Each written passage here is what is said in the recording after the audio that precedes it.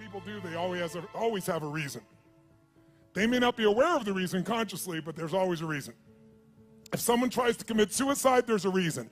If someone tries to hurt someone else, there's a reason. If someone is willing to work 18-hour days, there's a reason. If someone doesn't want to work, there's a reason. Now, here's the good news. Having dealt with literally tens of millions of people from hundreds of countries, or more than 100 countries to be accurate, I could be an idiot at this point and have to see there are patterns. There are patterns that'll make you angry and patterns that'll make you sad. There are patterns that'll excite you. There are patterns that'll make you grateful. There are patterns that'll make you completely worried all the time. There are patterns that'll make you feel so absolutely certain you can run through an effing wall. Once you know what the patterns are, you can get rid of the ones that don't work and adopt some of the ones that do more often. And that's a good part of what we're going to do the next few days to give you perspective. But the most important pattern to understand is why people do what they do. So as I told you, I've had a unique gift. I've had the chance to travel the world at this stage of life where literally the world is available to all of us in a few hours. But what I want you to understand is everybody has a reason for what they do, but the good news is there's only 6 reasons. There are lots of different stories, but I can tell you by experience being around the world, there's only 6 reasons. And those 6 reasons are called the 6 human needs. And I'm going to walk you through these. Now, I need you to manage your state for the next few minutes because we're going to go a little deeper on content, but we're going to do it only so in the future for the next 3 days when somebody stands up, you're going to look at them and you're going to go, what's driving them? And I'm going to ask you, which of these needs are driving them? Because once you know what drives somebody, you know how to meet their needs. Or you can predict their behavior and see whether or not they're the right corporate match, personal match, intimate match, because you have to understand it. So what are these 6 needs? They are not goals. They are not desires. If you travel with me around the world, you'll see every culture has different goals. Everybody has different desires, but we all have the same needs. What are they? Number 1 is the need for certainty. Certainty. Now, what the hell is certainty? Certainty is a survival need. We all need to feel certain that we can avoid pain and that ideally we can have some comfort. Why? Because continuous pain would mean continuous damage. Continuous damage eventually means death. So the need for certainty is built into every human being, and I'm going to show you now in the next few minutes, if you stay with me, and I really need you to, so make sure you sit up in your chair and focused on this area, because after this we're going to kick in gear again, but right now you got to take this in. It'll be so valuable, not just for this weekend, but for your life. All human beings have the same 6 needs, so why do we behave differently? Because the only thing different in people is 2 things. We all have the same 6 needs, but we don't value them equally. Some people, certainty is the number 1 thing they value. And if they're certainty driven and you try to change anything, they freak out. They get fearful or they get angry or they get pissed off because what matters most to them is keeping things the same way where they feel like they're in control. Raise your hand if you follow. That's an example. Some people, they value love much more than certainty. Some people value certainty more than love. So even though they love you, if they don't feel certain, they won't open completely. Right? Just as one example. So the difference in people, we all have the same 6 needs. The difference is which of the top 2 you value most out of these 6. Because these top 2 determine your direction in life. And direction, if you keep moving in direction, it leads you to an ultimate destination or destiny. So we want to understand what your top 2 needs are. And same thing with other people. This weekend, when somebody stands up, often I'll say, what's driving them right now? And I want you to see, within a very short time, 8,000 people from 44 countries will all be saying the same thing. Because it'll be that obvious to you. You'll be a practical psychologist by the time we're done here. So now, if we know what these needs are, and a person values them differently, we also have to find out 2 people could have the same need, but they have a different belief about what it takes to be loved. Or a different need about what it takes to be certain. Some people to be certain need $10 billion. Some people to be certain just need to pray to God. Some people to be certain need to feel like they have 3 perfect children and they're there every day. Some people that feel certain because I've always figured it out. I don't know what's going to happen, but I know I'll figure it out because I always have. You can get certainty from your past. You get certainty from God. You get certainty by working out intensely. You get certainty by eating food. Too much food especially will put comfort in your body. If you overeat, all the blood goes in your stomach. You start breathing again. So we all need certainty. The only question is it number 1, 2, 3, 4, 5, or 6 on your list? And the second question is, what does your brain say has to happen to be certain? Some people have certainty that's impossible to meet. The young lady over here who was sitting in the chair before we intervened had a blueprint that's never going to be met. It literally would make her unhappy regularly. So we got to know what needs you're after and what's your blueprint. How many get a feeling, at least, when I'm explaining it right now? It makes some sense to you. Say, I. Awesome. So the first need is certainty. How can we meet our need for certainty? We can do it in ways that are positive, neutral, or negative. I can get certainty in a heartbeat if all I want to do is get really pissed off and freaked out about something. When you get angry, do you get certain, yes or no? You better believe it. So some people get angry all the time because it's their way to get certainty in a life that's uncertain. It has all kinds of negative side effects, but it works in the moment. So listen to me now. Most people meet their needs in a way that works in the moment, but not long term.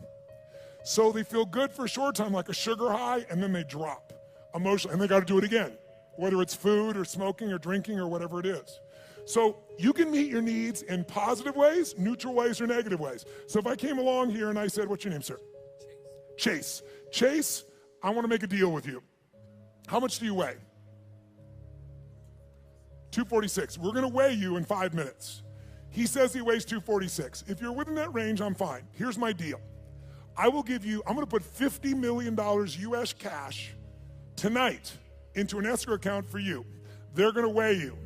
If you lose 50 pounds tomorrow morning by 8:30 a.m., you will receive that 50 million, otherwise they get it back. Can you do it, yes or no?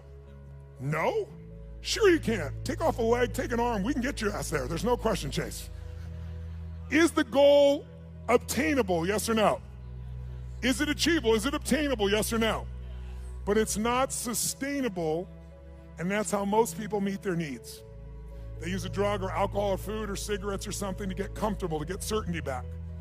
But the problem is it has side effects long term. Works in the short term, doesn't the long term. Raise your hand if you follow. Say I. So you could get certainty by overeating or smoking or drinking. What happens when you smoke a cigarette? Take a deep breath in and you blow it out nice and long and slow, full exhale. When most of you are stressed, how many have noticed that you either stop breathing or you breathe really shallow? How many have noticed this in the past? So you smoke a cigarette, and in the moment, it meets your need for comfort and certainty. It's killing you, but it works short term. That's how most people live their life. You can get certainty by working out. If you go on a run really intensely, or you go lift weights, and you push yourself, and all that blood starts pulsing through you, do you feel certain, yes or no? And what's the downside? Zero. So there are ways to meet your needs that are empowering, neutral, or disempowering. The parts of our life we don't like are problems. Why would we keep a problem? We're all capable of solving it. Why would we keep a problem? The only reason you have a problem that's stuck around is because it meets some of your needs. Not all of them, or you wouldn't want to get rid of it. But enough of them that it makes it hard to give up. It's kind of like, who's ever been in a relationship way too long? Let me see a show of hands. And how many knew it was wrong while you were there? Let me see a show of hands. So why the F did you stay there? Because of the uncertainty. Because, well, I'm not thoroughly happy. I'm kind of unhappy, but I might be worse if I was totally alone. What if this is the best one I'm ever going to get and I screwed it up? But what happened was most of you had that feeling, talked yourself back down into the relationship multiple times until one day you hit a threshold where your brain went, it was painful in the past, it's painful in the present, it's going to be painful in the future, I'm out of here. Who's done this before? Say I. So there is a threshold that we can find, and if we find that threshold, we can break through it pretty damn easily. We can shift, we can get to where we really want to go. So what I want you to get is, of these 6 needs, we all find a way to meet them. The only difference, again, is which are your top 2 out of the 6, and I've told you certainty so far. And what are your beliefs or rules, or what's your blueprint on how to get that? Her blueprint was please everybody, which is impossible, so it won't work. Raise your hand if you follow, okay? So let's take a look. What's the second human need? Well, first of all, you can get certainty in so many ways. You get certainty by praying to God. You can get certainty by doing a ritual the same way every time. You can get certainty by lowering your expectations, saying nothing ever works, nothing ever will, everybody screws things up. You'll lose your dream, but you'll gain your need. By the way, jot this down. People will give up their goals and dreams to meet their needs. People will give up their goals and dreams. They'll even give up their own values to meet their needs. I'll give you an example. How many of you in this room consider yourself to be an honest person, very honest person? Raise your hand if you consider yourself to be very honest. Raise your hand nice and high. Okay, drop your hand. Raise your hand if you lie. Let me see your hands if you lie. You can explain this to me, will you? Here's how it works. See, in your mind, you know who you are. Why would someone lie who values honesty? No one told you to be honest. You want to be honest. Because if you think being honest is going to cost you one of your needs like love or certainty, you'll lie. You'll call it a white lie, but you'll lie. Who knows what I'm talking about? Now, there's some people that never lie because they value certainty of always telling the truth so much. Right? It has to do with their rules or their belief structures. Does this make sense? So tell me something. You can meet the need for certainty so many ways, right? So here's the question. You can go ahead. Here's the question. What if you were certain every moment of your life what was going to happen before it happened? What if you knew what people are going to say before they're going to say it? What if you could feel what they're going to feel? What if you knew every moment before it happened what people are going to say and do? In the beginning, that would feel really exciting. But after a while, if you know what's going to happen, when it's going to happen, how it's going to happen, tell me what you're going to feel after a while. What are you going to start to feel? Tell me. What? Bored out of your mind. That's why God, in her infinite wisdom, gave us a second human need. And that second human need is uncertainty. We have a need for uncertainty. We have a need for surprise. We have a need for variety. In fact, what's the phrase? Variety is the what of life? Spice of life. Now, how many of you in this room, raise your hand, how many of you in this room love surprises? Raise your hand if you love them. Say I. Bullshit. You love the surprises you want. The surprises you don't want, you don't want. You call them problems, don't you? So don't tell me you like surprises. You like the surprises you want. Here's my point. Can you meet more than one need with the same action or emotion or belief system? Yes or no? Write this down. Anytime your mind perceives that doing something, believing something, or feeling something meets at least three of your needs. So anytime your mind perceives that doing something, feeling something, or believing something meets at least three of your needs, then you will become addicted to that thought, that feeling, that emotion, or that action. You can be positively addicted or negatively addicted, but you're going to be addicted. Anytime your brain perceives that something you believe, do, or feel meets three of your needs, you'll get addicted to it. Now, I'm going to show you why this is important. Let's look at two needs for a second. Is it possible to meet your need for certainty and uncertainty simultaneously, even though they're opposite needs, yes or no? I'll give you an example. Who here has ever rented a movie that you've already seen? Let me see a show of hands. Get a life. Now, I've done it too. Why would we rent a movie we've already seen? We'd rent it, why? Because we've seen it before, so we're certain it's good, and we're hoping it's been so long we forgot enough it'll be variety when we watch it again. Who knows what I'm talking about here? Say I. So you can meet both needs, but if you meet three needs, you'll become addicted to that behavior. Whether it's a good behavior or bad behavior, doesn't matter. It'll be a positive addiction or negative addiction, but you'll be addicted. So let me give you, how do you get variety? You get variety in positive ways, negative ways, or neutral ways. You get variety by learning, growing, taking on a new goal, a new challenge. You can get variety through a conversation with a friend. You get variety by praying to God. There's so many ways to get variety, aren't there? But you can also get variety in negative ways. You can smoke a joint, and maybe that's not a negative way, but it sure will change your state. But it has side effects, right? During that time, you're not going to function maybe at the same peak or understanding. Or some people use other things, cigarettes, alcohol, anything. There's so many ways to get variety. The question is, are your ways positive, neutral, negative, or empowering? How many follow? Because we all have ways of getting that variety, that uncertainty. So here's what I want you to do. Third human need is significance. The need to feel unique, the need to feel special. Yes, I hope that picture makes you feel special. Okay? The need to feel unique, special, important. Who has the need to be needed, to feel special, unique, and important? Who do you think has that need? Who has it? Tell me who. What about people who say, I don't want to be special? Do they still want to be special? Yes or no? You bet your ass they do. Thou protest too much. Now, they don't want to be so special that you attack them. They might want to stay undercover, so to speak, but they still want to feel special. They want to feel unique. They want to feel needed. They want to feel important. So there are lots of ways to feel special. You can do it by working your ass off, taking huge risks and achieving something to feel special, or you can tear down everybody else that's trying to build something. Because there's two ways to have the tallest building in town. One is work your ass off, take risks, build the tallest building. The other one is blow up everybody else's building. And by the way, which one's faster, which one's easier, which takes less intelligence and less money? Tearing shit down. It happens faster. So that's why we've always had violence, and we always will unless there's a consciousness change. If I live in a tough part of the community, I'm in the hood, and you can walk through my community and you don't notice me, and I feel insignificant, I might take things into my own hands to feel significant.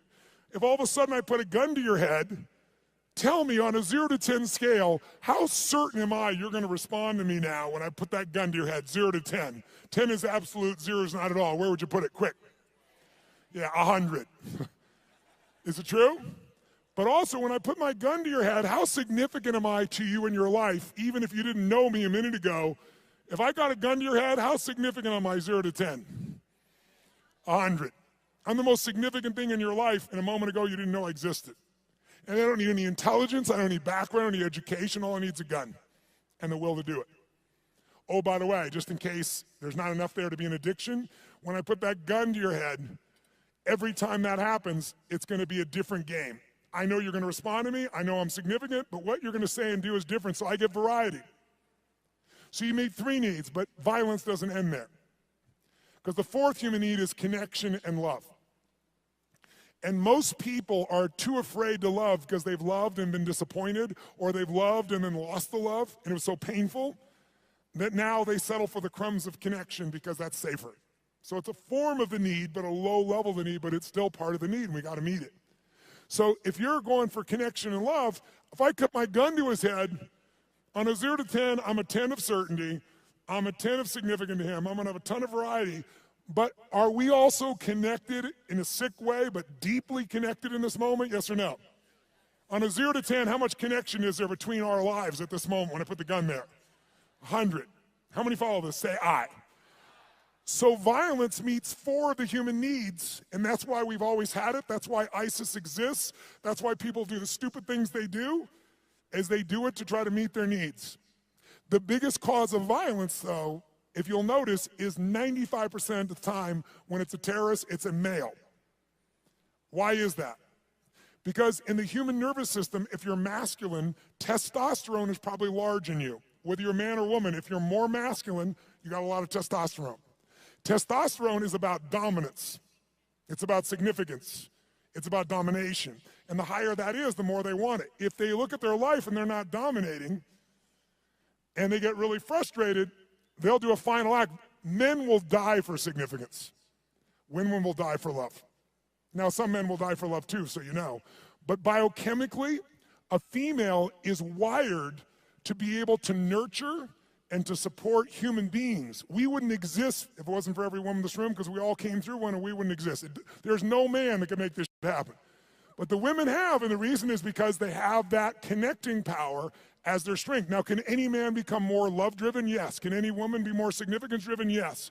But our biochemistry leads us that way, which is why a terrorist will come up and do what they're doing and kill someone, because all they give a shit about is domination, is that I'm significant. And they want certainty in a world where they feel uncertain. And they want variety in a life that is incredibly boring in the middle of the fucking desert where there's nothing. And no one's working, where you got 30% of the population unemployed. What am I going to do, work at McDonald's or go kill people? Kill people feels more exciting right now. How many follow what I'm talking about here? Say I. Now, can you get significance in positive ways? Of course.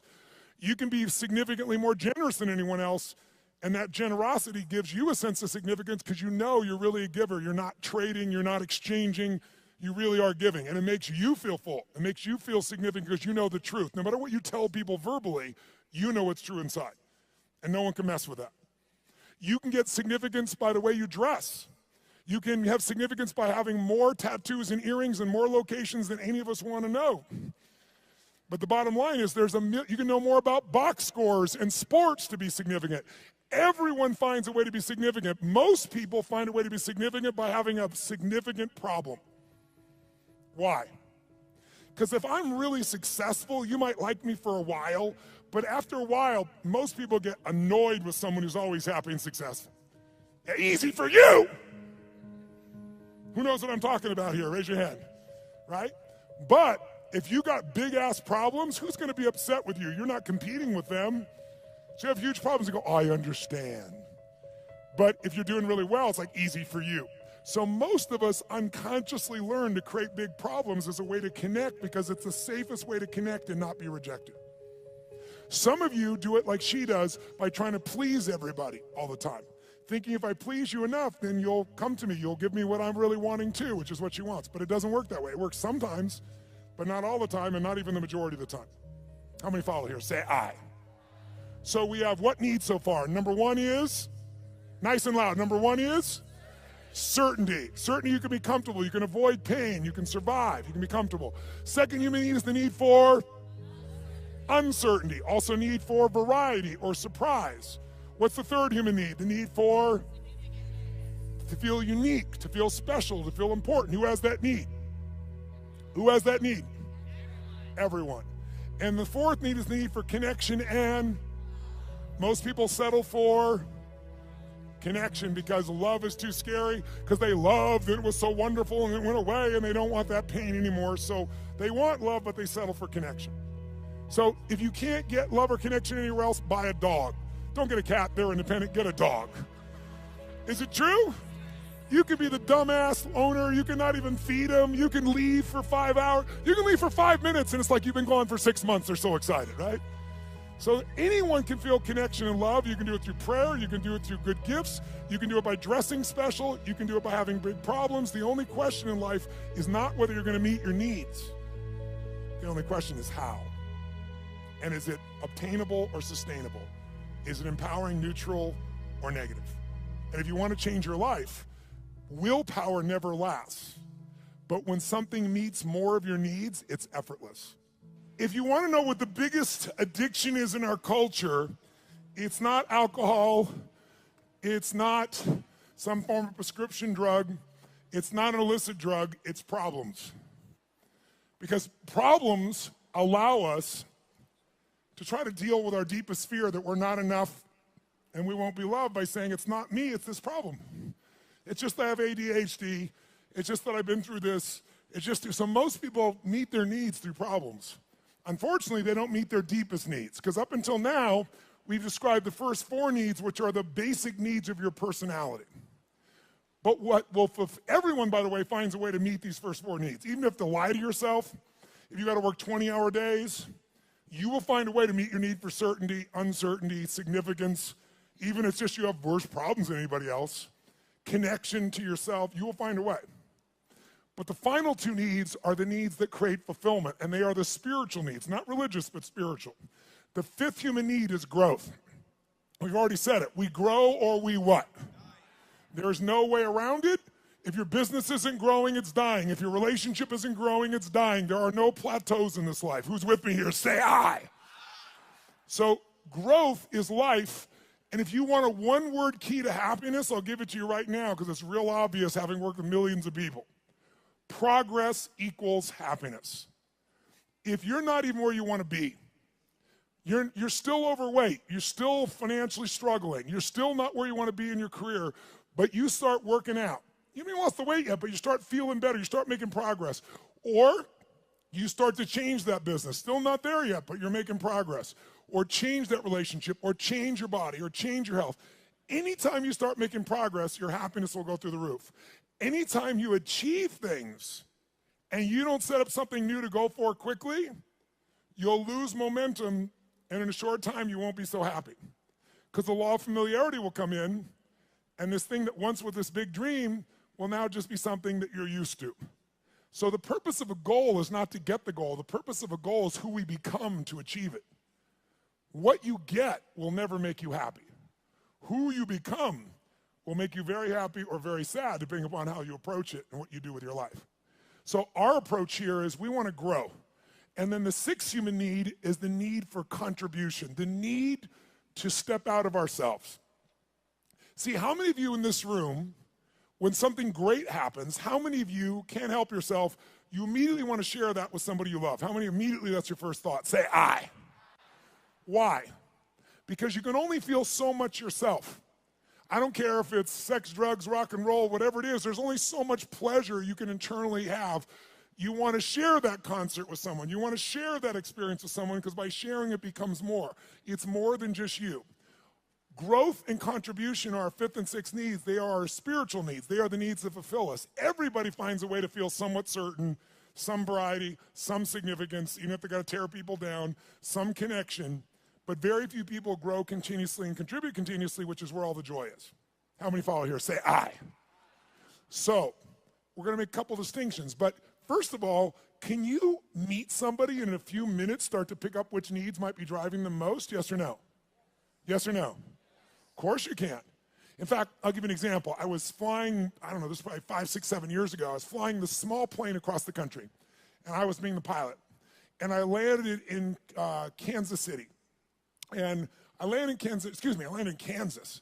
And I'm in this little airport in Kansas, and I get out of the plane, and this young man comes running out, and he's like so enthusiastic and so, just such a sweet, good soul. You know, you immediately got a great hit off this kid. And he says, what can I do for you? I told him I'm just flying through. I just need to refuel. He goes, how much do you need? I said, just fill her up. He goes, no problem. I leave. As I leave him, come around the plane to walk up the steps to go into the FBO, the fixed-based operation where I'm stopping for the moment. I'm going to go up and use the facilities, and there's a young girl sitting on the stairs here, and she looks really intense. She's gothic, you know, that goth makeup. She's got, I don't remember the exact number, but like 15 earrings on one ear, one through the nose, really intense-looking little character. So I noticed her on the way in, and as I walk up the steps, I walk by her and go inside, and when I came back out, the steps are really wide, so I sat on the step just beside her. She's like one person away, and she looks up at me and goes, what do you want? I said, what do you want? She said, nothing. I said, nothing. And then we just sat there. She's like, in her space. And I said, actually, there is something I'd like to know. I said, you don't have to tell me, but I'm going to leave here in a few minutes. You're never going to meet me again. Is that your boyfriend out there? She goes, well, sort of. Like she wants him to be, right? And I said, that's nice. I said, he seems like a really, really nice kid. He's not nice. He's strong, she tells me. I said, okay, well, I think he's strong and nice. She said, well, maybe he is. I said, I'm going to leave in a couple minutes, but I'm just curious. I said, how old are you? She goes, what does it matter? I said, it doesn't, and I'm about to leave, so why don't you tell me? She said, I'm 13, and I about fell over. This girl, 17 would be the youngest I put her, totally made, makeup made up in every detail, right? So I'm like, wow. She goes, are you surprised? I said, yeah, I'm really surprised. She goes, did you think I was older? I said, yeah. I said, and that kind of saddened me a little bit for you. She said, what? I said, I don't know. I said, I'm curious. I'm going to leave here in a few minutes. And she goes, you're curious about a lot of things. I said, I am. I said, how come, and I'm making up the number, it may have been 13, but it was more than 12. How comes 13 or 15 earrings? And she says to me, because everybody else has 5. Now, if I don't tell you anything else about this young lady, what would you say is the number one need that's driving her at this stage of her life right now? Nice and loud, go. Which one, nice and loud? How many said significance? Raise your hand. Absolutely right. You can see it easily. But people are driven by more than one thing. And as I'm watching her in this really tough-ass approach and thinking about how she's adapted to be unique and significant, I look down and I see she has a keychain, and it's a Tigger keychain. You know Tigger, the Disney character, Winnie the Pooh Tigger. And I go, cool keychain. And she goes, yeah. And all of a sudden I saw a little girl there for a second. And I said, Tigger, I said, where'd you get that? She goes, well, my dad got it for me. And all of a sudden, there's a 13-year-old girl there. It's totally amazing. And I said, really? She goes, yeah, I really love Tigger. I even have Tigger curtains, and I have a Tigger sheets. It's embarrassing, but I love Tigger. So tell me something. this woman's need. She meets her need for significance by doing what? Being gothic, being different than everybody else, 15 earrings, tough ass, makeup. But she's still a little girl and she has another need called certainty and comfort. And where does she get that? Tigger and her dad. And you can see it right there in front of you. After this weekend, you will never see the world the same way if you stay awake. Instead of seeing people's behaviors, you're going to see their attempts to meet their needs. And when people do stupid things, they're just starving to meet their needs and they're finding something that isn't very effective, or it's effective short term, but hurts them long term. And because you've done this, you can have compassion. How many of you have something on your list, more than one, where you're doing dumbass things to meet some of your needs, and even though it doesn't meet all your needs, it meets some of them, and so you keep doing it? Let me see your hands here. Say, I. So we want to shift that.